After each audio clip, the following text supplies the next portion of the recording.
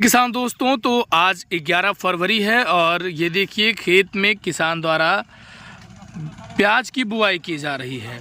ये प्याज की बुआई हो रही है। किसान भाई से मिलेंगे, जुड़ेंगे, बातचीत करेंगे कि प्याज की खेती के लिए सर्वोत्तम मिट्टी कौन सी होनी चाहिए, उसके बाद प्याज की खेती करने के लिए सही समय क्या होना चाहिए, प्याज की खेती किस समय पे करें जिससे उत्पादन अधिक हो और अधिक से अधिक मुनाफा हो। बहुत बहुत स्वागत है किसान भाई आपका लकी फार्मिंग यूट्यूब चैनल में। प्याज की मिट्टी दोमट मिट्टी, अच्छा, बलुई और चिकनी मिट्टी मिक्स, और नमी इसमें बरकरार रहना चाहिए खेत में, और अच्छे से इसकी गुड़ाई होना चाहिए पहले। प्याज आलू खोदने के बाद या वैसे भी खेत खाली रहे तो गुड़ाई करके जुताई करके अच्छे और नमी में। अच्छा, अभी आप जुताई की बात कर रहे थे किसान भाई। अगर हम बात करें इसके जुताई की, तो अगर प्याज की खेती करनी है तो उस खेत को कैसे तैयार करें, कितनी बार जुताई करनी चाहिए, मिट्टी भुरभुरी व कैसी बनाकर जो है इस खेत को कैसे समतल करना चाहिए। चलिए इधर एक बार साधारण जुताई और दूसरी बार एक नंबर लो गेर जो होता है उसमें लगा के कराइए और बढ़िया तरह से जो है देसी खाद मिक्स करिए। मिट्टी भुरभुरी होनी चाहिए। मिट्टी भुरभुरी हो जाएगी यार। कैसे? एकदम भुरभुरी मिट्टी हो, उसके बाद इसको पिरो के लगा के उसके बाद इसको सींच देना चाहिए तुरंत। अच्छा, मतलब प्याज की बुआई करने के तुरंत बाद ही उसकी एक बार हल्की सी सिंचाई कर देनी चाहिए। 1-2 दिन ज्यादा से ज्यादा बाद हल्की सी सिंचाई या भर की सिंचाई कर देने से एकदम मस्त हो जाएगा। फिर पक जाने के बाद गुड़ाई कर देनी चाहिए। अच्छा, फिर उसके बाद यदि जो है पक जाए खेत जो है तो उसकी गुड़ाई कर देनी चाहिए। इसमें खरपतवार का ज़्यादा ध्यान रखना पड़ता है कि खरपतवार ज़्यादा इसमें ना हो पाए वगैरह वगैरह, इसका भी बहुत मतलब खरपतवार ना रहना चाहिए। कोई बीज बोया जाए खरपतवार निकाल लेना चाहिए। अच्छा, ये बताइए, बहुत बढ़िया। चलिए ठीक, तो ये किसान भाई आप ये जो प्याज की खेती कर रहे हैं कितने सालों से कर रहे हैं? अरे ये हमारा जन्मातन पुरातन का खेती है, मतलब जातीय किसान है? जातीय किसान और पुरातन खेती है। बाबा दादा आजा सब हमारी इसमें लगे रहते थे और हम लोग भी अपना चुके हैं। मतलब और कोई काम ना रहने की वजह से 4-6 भैंस गोरू, खाद देसी चाहिए तो जो रहता है सब देसी खाद मिल जाती है भैंस गोरू से, और ये मिट्टी भी अच्छी हो जाती है और घास जो निकलता है गोरू खा लेते हैं। अच्छा, रासायनिक खाद से ज़्यादा जो है आपके गोबर की खाद प्रभावशाली होती है। रासायनिक खाद के ऊपर बल हम कम देते हैं और गोबर की खाद ज़्यादा महत्व देते हैं। थोड़ा उपयोग डाई वोई के कर लेते हैं। मतलब गोबर की खाद ज्यादा प्रभावशाली होती है। खेत की उर्वरक मिट्टी जो है वो बढ़िया बनी रहती है ना। खेत की उर्वरक मिट्टी जो है उर्वरकता तब आपका डाई और पोटास यूरिया जो है अगर ये रहेगा गोबर की खाद तब उपयोगिता सिद्ध करेंगी, नहीं तो उनकी भी उपयोगिता असिद्ध हो जाती है। मतलब अगर आप प्रयोग भी कर रहे हैं उसमें भी गोबर की खाद जो है बहुत आवश्यक है। हाँ, गोबर की खाद रहने पर आपका डाई वही महत्वपूर्ण रहता है, नहीं तो फिर ये महत्वपूर्ण योगदान नहीं दे पाता है।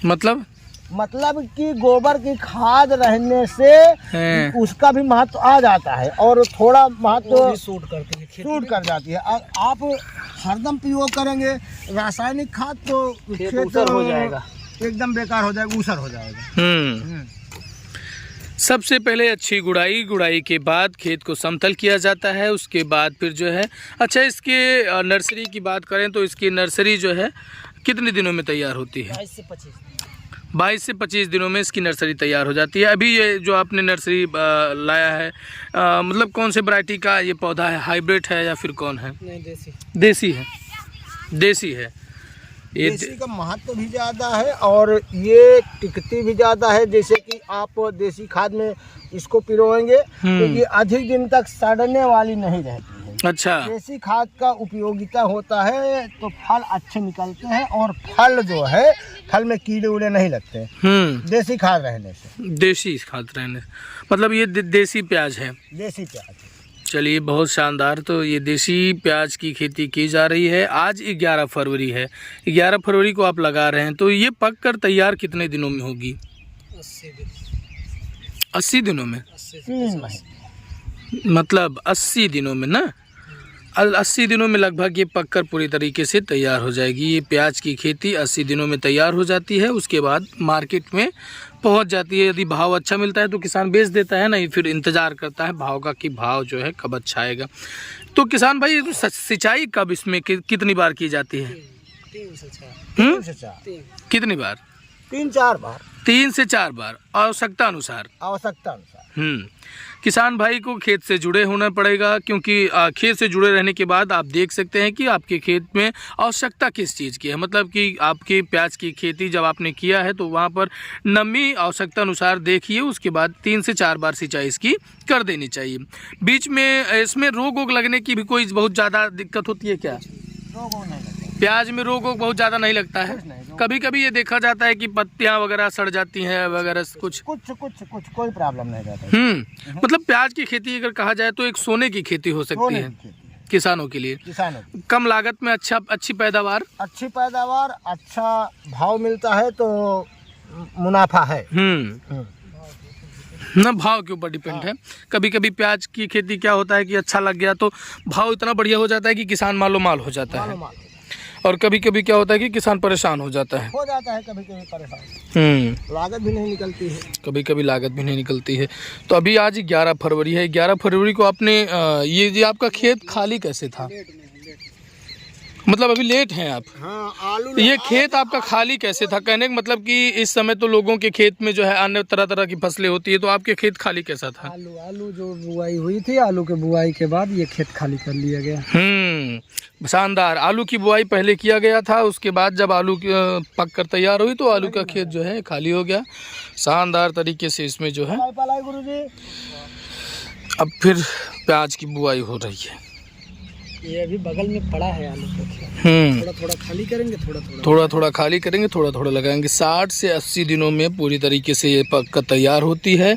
अगर बात करें गोबर की खाद की तो ये देखिए शानदार, यहाँ पर जो किसान है ये पका हुआ गोबर की खेत, मतलब इसे खाद नहीं पांस बोलते हैं। पूरी तरीके से तैयार है, एकदम बेहतरीन तरीके की खाद है। और इसी खाद का प्रयोग करके, कहीं ना कहीं देसी खाद का प्रयोग करके एकदम देसी तरीके से ये जो है प्याज की खेती यहाँ पर की जा रही है। और खेत ये तैयार हो रहा है, खेत बढ़िया तैयार हो रहा है। ये देखिए यही खाद है, एकदम भुरभुरी खाद है, BIP एकदम भुरभुरी खाद है, एकदम शानदार खाद है। और इसी खाद से प्रयोग करके जो है रासायनिक खादों से अगर बात की जाए, ये जो जैविक खाद तो ये काफ़ी गुणवत्तापूर्ण होती है, एकदम शानदार होती है।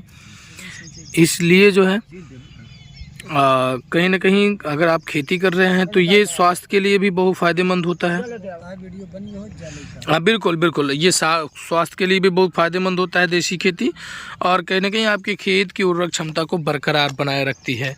तो किसान दोस्तों, ये जानकारी कैसे लगी वीडियो में कमेंट सेक्शन में अपनी राय ज़रूर दीजिएगा। और यदि आप हमारे चैनल पर नए हैं तो चैनल को सब्सक्राइब कर हमारा सहयोग कीजिएगा।